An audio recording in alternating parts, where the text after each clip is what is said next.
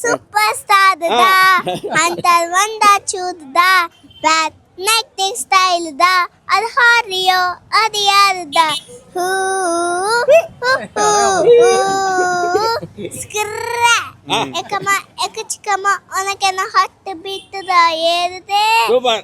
ஏக்கமா தள்ளி நிலமா உனக்கு என்ன குஸ் பம்ப்ஸ் தான் கூதுதே இவ ஸ்டைல் தான் ஜெனரேஷனே சூப்பர். ஜெனரேஷன் ஆகுதே நல்லதுதான் கரகோஷமே எங்கள் வீட்டில் பிள்ளைய பூரா குட்டீஸ் பூரா இவளுக்கு அடுத்து ஒன்று இருக்கு இல்லையா, அதுவும் அதே மாதிரி தான்.